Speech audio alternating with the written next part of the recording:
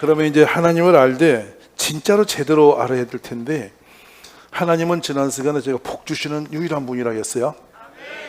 맞으시면 하면, 이 세상에 어느 것도 복을 줄 수 있는 존재는 없어요. 여러분 세상에 종교 벌거 다 있어. 공부 노력 가서 열심히 노동하는 거 다 합쳐도 그것이 위에서 하나님이 복 주시지 않으면 복이 안 돼. 이걸 깨달으면 신앙이 서는 거예요. 우리에게 높이고 낮추고 부하고 가난하고 살고 죽는 모든 권한이 주께 있다는 거예요. 오늘 우리가 사는 것도 하나님의 은혜 안에 있는 것을 믿으시기 바랍니다. 근데 놀라운 것은 우리가 이렇게 수없이 예배 드리면서 이 예배 속에 흘러가고 있는 하나님의 축복이 뭔지를 잘 몰라. 신비로워요. 예배 왜 드리냐고 물으면 예배 드려야 되니까 드린다 그래요. 그게 어찌 정답인지 모르겠는데, 왜 예배를 드리는지, 예배 속에 흘러가고 있는 하나님의 섭리가 무엇인지를 정확하게 안다면 이렇게 예배를 소홀히 할 수가 없어요.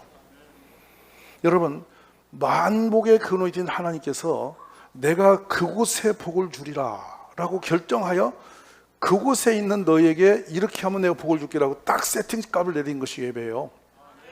그러므로 하나님도 복 받을 곳에 가서 받게 되지 아무데나 돌아다니면서 복 받는 거 아니야. 혹시라도 여러분이 집에 텔레비보다 복 받은 사람이 있으면 오라 해봐. 소파에 누워서 있는데 복이 임하더라. 그런 분 있으면 찾아봐. 내가 죽도록 일했더니 복이 임하더라. 그것도 아니에요. 여러분, 노력의 대가도 아니고 우리가 몸부림한다고 더 남보다 더 많은 시간을 열정을 낸다고 그래서 복된 것도 아니에요. 복은 하나님이 주시오는 거예요. 이 원리를 깨닫고 들어가시기 바랍니다. 이 예배가 얼마나 중요하냐면요, 예배 시간에 여러분이 제일 중요한 것은 삶의 회복이 와요. 무너진 성벽이 회복되듯이 우리 인생이 흔들린 사람이 돌아오는 축복이 예배 통해서 일어나요. 곰곰 생각하면 예배가 없었더라면 큰일 날 뻔했어요. 저 같은 사람도 많이 어렵다가도 이 예배를 드리고 나면 살아. 그 신비롭다니까요. 하나님의 회복의 축복이 예배 속에 다 들어있어요. 이건 단순히 감정적 회복뿐만 아니라 삶의 모든 회복의 축복이 예배를 통해서 일어납니다. 예배 시간에 치유가 얼마나 많은지 모릅니다. 상한 심령들, 마음에 뒤틀린 사람들 전부 예배 때 정상적으로 돌이켜서 치유를 하시는 것이 예배의 축복이에요. 그리고 예배는 깨달음을 주시죠. 뭔지 모르고 그냥 이게 옳은다고 달려갔더니 예배 시간에 말씀도 하면서 내 삶의 방향이 새로 정리되는 거예요. 아차, 이거 잘못됐구나, 이렇게 가야 되는 데구나, 이러면서 우리가 깨달아서 돌아올 수 있는 축복이 있어요. 그리고 예배 시간에 변화가 일어납니다. 나도 모르게 내 삶의 변화는 무척 중요한 거예요. 변질이 아니고 좋은 쪽으로 변화되어 가는 거. 그 변화는 자꾸 하나님을 닮아가는 변화이기 때문에 교회 성도님들은 은혜 받을수록 좋은 사람이 되는 거예요. 그래서 이렇게 생각하세요. 요만큼 변화되었기 때가 이만큼 살지. 이게 은혜였어 생각해. 그래서 생각해보면 아찔해요. 저 멀리 있을 때 하나님 모르게 살 때 그 모습을 지금까지 우주적으로 살았으면 이미 세상 사람 아닐 거예요. 얼마나 많은 변화가 있는지 모릅니다. 저는 교회에서 예배드리다가 그 깨달음과 은혜를 받고서 단방에 30년 넘도록 술독에 빠진 사람이 술을 끈 사람 봤어요. 얼마나 놀란지 몰라. 성품이 말도 못하게 격했던 사람이 갑자기 5년 사로 확 바뀌어오는 거예요. 그러니까 같이 있기도 어려웠던 사람들이 변화되는 것은 어디서 오냐면 진정성 있는 예배에서 다 변화가 일어나는 거예요. 오늘 그런 축복이 우리에게 임하시기를 간절히 원합니다. 자, 보십시오. 근데 오늘 이 본문의 말씀을 보면 하나님께서 우리에게 주시는 축복을 어떤 형태로 주시는지 볼 수 있어요. 24절 말씀 한번 읽어봅니다. 내게 토단을 쌓고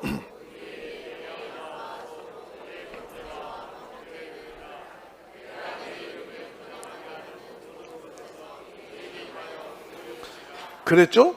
하는 우리가 할 수 있는 것이 뭐냐면 토단을 쌓는 겁니다. 우리의 몫이 있어요. 토단을 쌓는 거죠. 그 다음에 그 위에 양과 소로 번제와 화목제를 드리는 겁니다. 아멘. 그러면 하나님이 이제 하십니다. 내 이름을 기념하게 하는 이 모든 곳에서 너게 임하여 찾아와서 복을 주리라. 아멘. 그러면 이 말씀이 얼마나 신뢰성 있게 우리에게 다짐을 하고 있는지 바로 앞에 가서 22절 보세요. 보시기 바랍니다. 22절 읽습니다. 여호와께서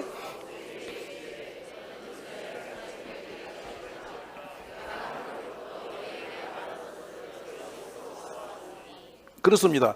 이 말씀이 내가 하늘로부터 너희에게 말하는 것을 너희 스스로 보았지 않냐. 이거는 하나님 엄청난 결정터입니다. 대강 지나가듯이 말장난한 게 아니라 이건 확신을 가지고 내가 한 거다. 딱 선을 그으신 장면이죠. 그러면 이 토단이라고 하는 거 그걸 쌓고 올라가는데 23절에 보면 비유가 나옵니다. 뭐가 나오는지 한번 보시죠. 23절. 너희는 이 지구촌에 있는 수많은 사람들은 금과 은이나 비싼 걸 가지고서 수도 없는 우상들을 만들어 놨어요. 깜짝 놀랍니다. 어디서 저렇게 신비로운 걸 만들어 놓을까? 상상 이상의 것의 형태를 다 만들어 놓고 그것이 복 주는 줄 알고 거기다가 빌고 앉았고 그걸 믿게 돼요. 심지어는 몰록 같은 그 우상은 말이죠, 아들 중에 제일 좋은 아들을 그 불 속에다 태워서 실에게 복받겠다고 자기 아들을 불 속에다 태워서 드리고 바치는 그런 일도 일어나요. 상상이 되세요? 우리 전설의 고향 같은 이야기가 옛날 얘기가 아니에요. 그 신 귀신 달랜다고 딸을 갖다가 불 속에다 바치고 물 속에다 집어넣고 이렇게 했어요. 왜냐하면 복 받고 살고 싶어서. 근데 그런 행위를 통해서 복이 왔나요? 그런 아이를 갖다 불태운다고 해서 그 사람이 행복이 돌아오나요? 수도 없는 인간들의 어리석음은 헛된 곳에 우상을 갖다가 해놓으면서 자신들이 제일 비싼 그 은이나 금을 갖다 포장을 해놓고 그걸 바라보고 앉아서 헤매고 있는 거예요. 여러분, 어디에도 어느 형상에도 우리에게 복 줄 수 있는 권세가 있고 복을 줄 만한 존재는 없어요. 오직 축복은 우리를 창조하신 하나님만 주시는 유일한 거예요. 그러므로 하나님이 복을 주시느냐 안 주시냐에 따라서 우리 운명 결정나는 거예요. 근데 이 복을 어디서 주신다고 그랬냐면 지금 예배 드리는 그곳입니다. 이 토단은 흙더미예요. 싼 거, 우리가 할 수 있는 거, 하나님이 어마하게 할 수 없는 불가능을 주신 게 아니에요. 지금 여러분 교회 오시는 게 얼마나 쉬워요. 그냥 오시면 되잖아요. 누가 막아서 안 오는지 몰라요. 누가 그렇게 가지 말라고 알려서 이렇게 못 오는 사람이 많은지 모르겠어요. 축복된 자리에 아무나 오는 거 아닌데요, 하나님의 택한 백성만 축복의 자리에 와서 축복받는 길에 서는 거예요. 오늘 예배 자리에 오신 여러분은 그런 축복 임하심을 믿으셔야 됩니다. 믿는다는 건 뭐냐면 내가 그렇다라고 하나님 말씀을 인정할 때 역사가 일어나는 거예요. 막연하게 그곳에 와서 이렇게 두리번거린다고 되는 게 아니에요. 성경의 성도 중에 위험성이 있는 것은 두리번거리고 구경을 하는 사람이 있어요. 우리나라에 제일 잘못된 언어가 하나 있어요. 예배 보러 간다. 예배는 보러 가는 게 아니에요. 예배 드리러 가는 거고요. 예배 참여하러 가는 거예요. 여러분 예배자세요. 아멘이시죠? 그래서 이게 예배를 구경하는 사람은 의미가 없죠. 그러니까 선교사님들이 와서 영화 보여주고 그러니까 교회 가는 걸 보러 가는 착각한 거예요. 앞으로 그런 말 하지 마세요. 예배 보러 간다는 말 하지 마세요. 구경하러 간다는 거 아니에요. 예배는 참여하러 가는 거예요. 하나님께 내 마음과 삶을 그냥 고스란히 드리겠습니다 하고 들어오는 거예요. 거기서 하나님이 받으시면 역사가 일어나는 거예요. 우리 그런 복이 있기를 주의 이름으로 축원합니다. 그러면 하나님이 주시는 복을 신명기에서 몇 구절만 그냥 끌어와 봅니다. 얼마나 놀라운지 들어보세요. 신명기 2장 7절에는 내게 부족함이 없었느니라. 하나님께 복받는 사람은 세상에 살아가는 평생 동안 부족이 없게 된다는 거예요. 필요한 거 그때그때 공급하시는데 조금도 모자라지 않게 채우신다는 거예요. 자, 두 번째로 신명기 4장 40절은 내게 주시는 땅에서 네가 한없이 오래 산대. 그랬더니 이 말씀을 뒤하면 이럴 거예요. 나 그만 살래요. 여러분, 하나님이 오래 산다는 얘기는 병 없이 고통 없이 정말 자유한 은혜 가운데 오래도록 살게 하시는 거예요. 이게 살로의 삶이에요. 평강한 삶이에요. 고통 중에 오래 사는 것은 심각한 거예요. 종종 보면요, 오래 사는 것도 두 가지가 있습니다. 아주 고난 속에서 죄 많이 져갖고 아예 안 데려가시고 오래 놔두는 분이 있어요.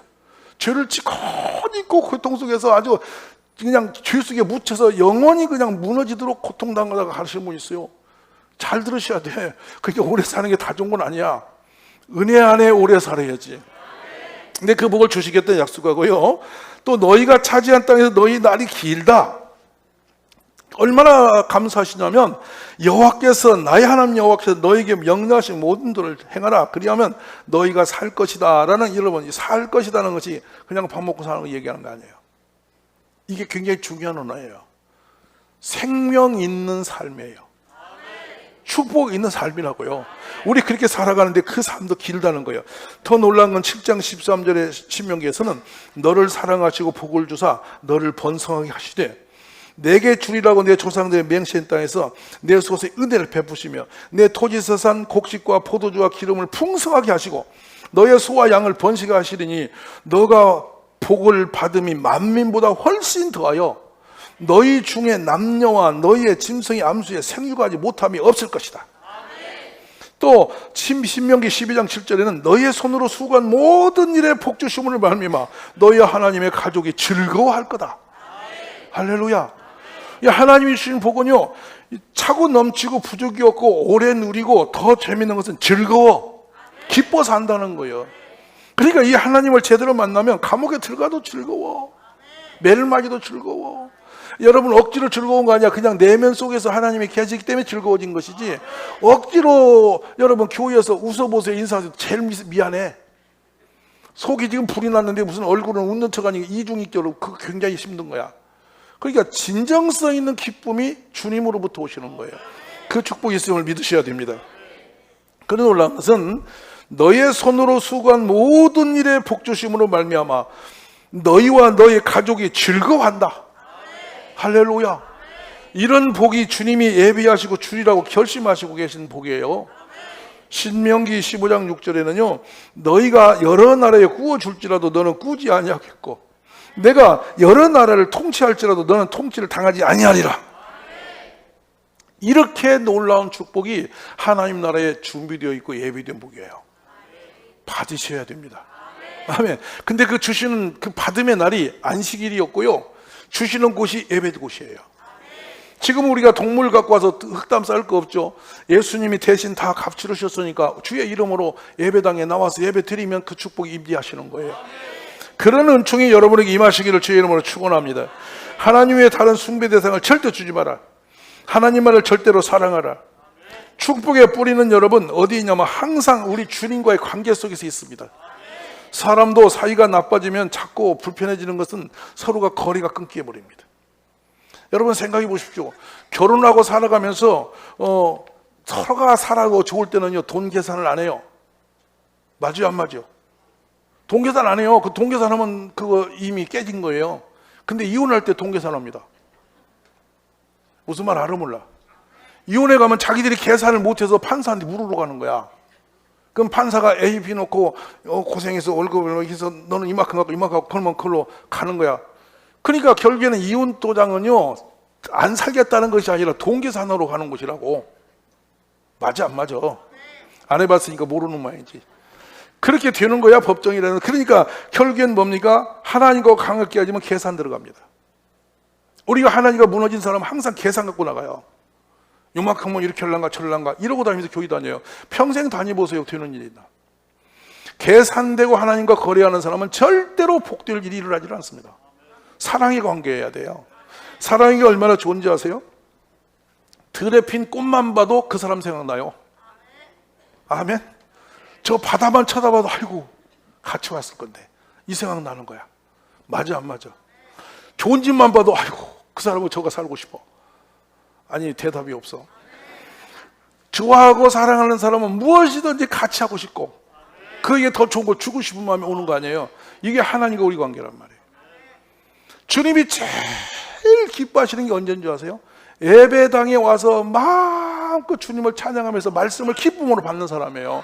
그리고 가 살면서 이 말씀대로 살아야지 하고 결심하고 돌아다니는 사람이에요. 그리고 무슨 일 하든지 하나님을 생각하면서 이건 하나님이 일해 주신 거야, 이건 하나님이 하신 거야, 이건 하나님이 하신 거야. 모든 걸 하나님과 연결을 짓고 사는 사람이에요. 그 사람은 복을 받은 사람이에요. 이렇게 놀라운 복을 왜 못 받냐면 점점 이런 상황들이 벗어나서 내 마음대로 살다가 그냥 겨우 교회 왔다 가고 이렇게 되니까 우리가 불안전한 거예요. 하나님을 심고 기뻐하심이 있기를 간절히 바랍니다.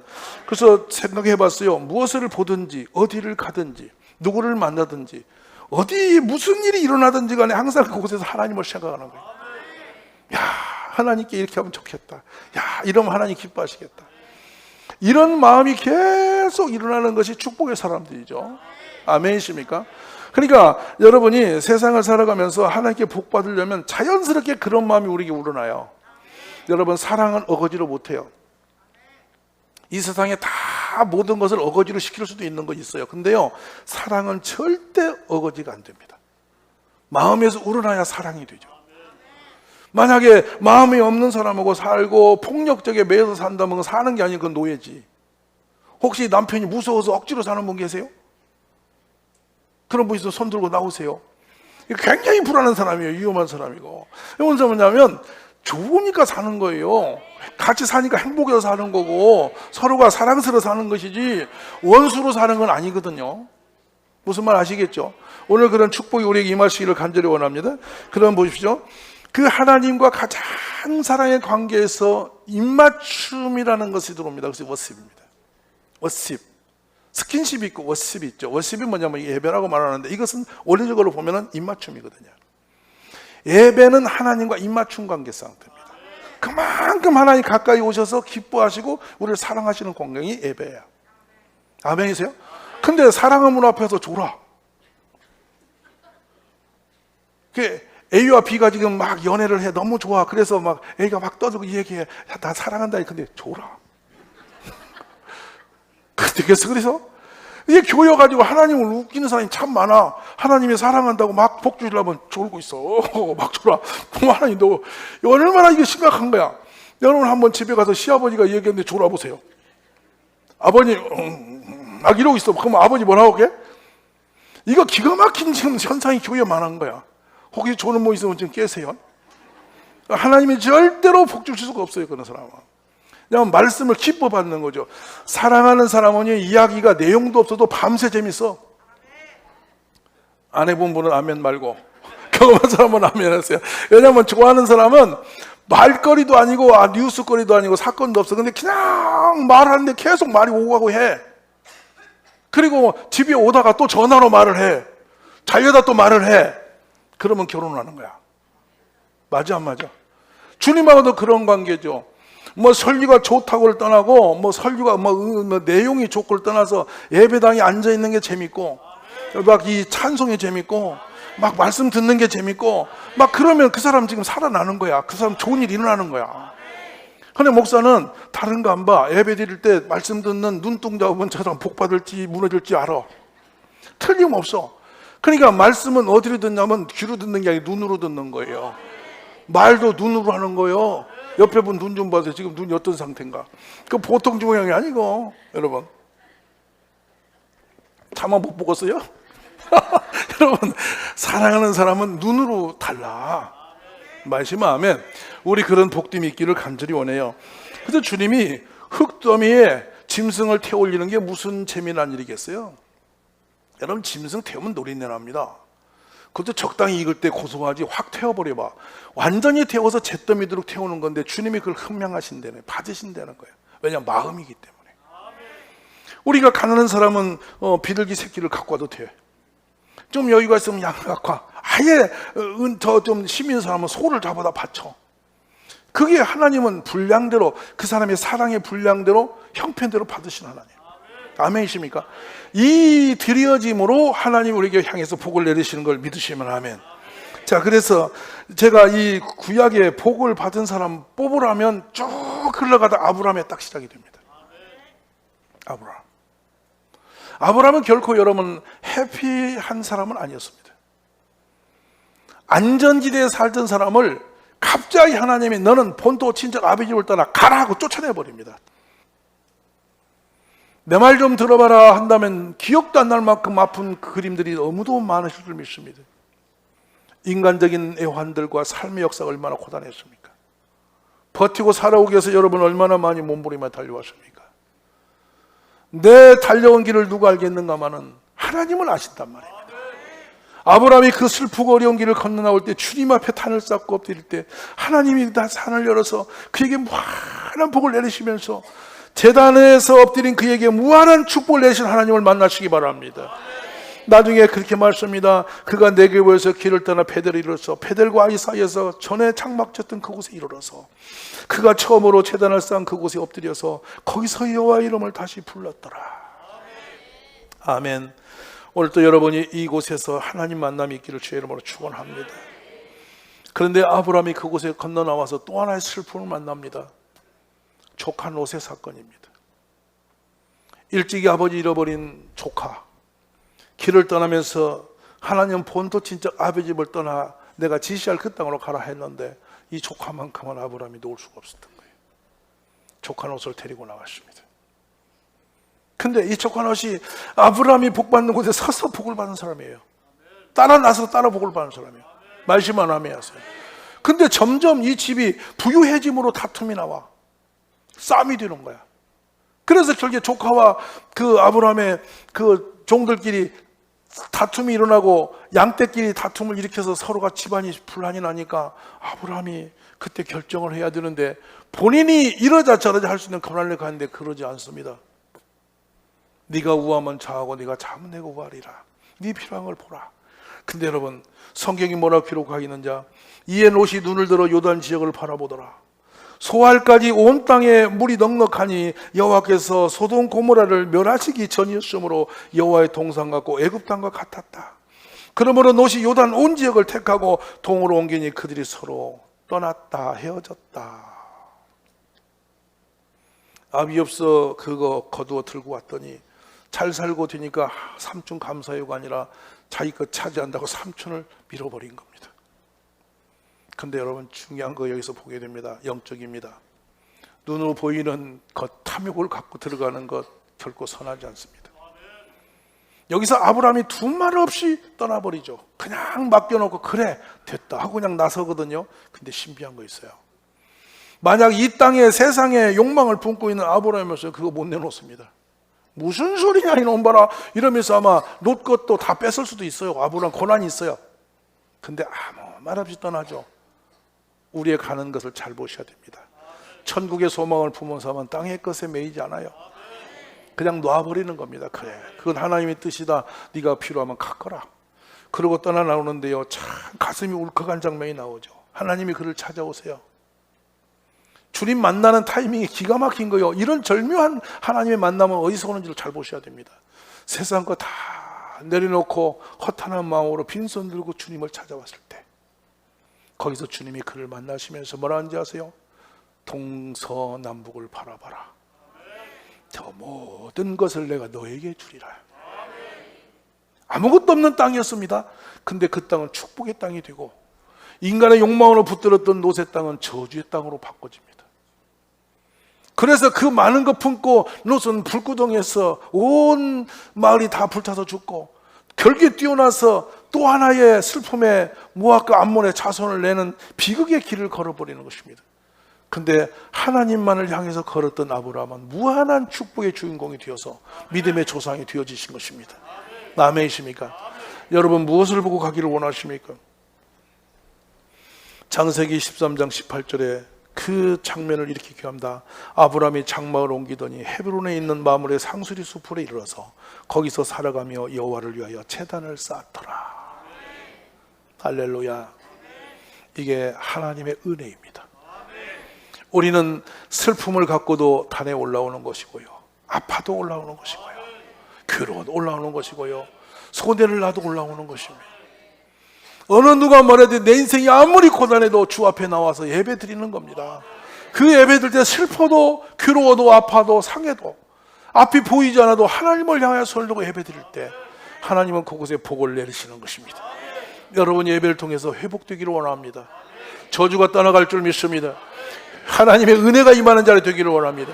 그러므로 우리 하나님은 예배를 통해서 흙덩이 싸놓고 짐승 올려놓고 불 지르는 그곳에서 하나님이 찾아오셔서 무한한 복을 아브라함에게 내리듯이 우리에게도 주심을 믿으시기 바랍니다. 여러분 복을 받은 사람입니다. 앞으로도 복을 받을 사람입니다. 모든 아픔과 상함이 있고 불합리함이 없고 억울함이 있고 여러분 속상함이 있을지라도 괜찮습니다. 하나님이 계시면 되는 겁니다.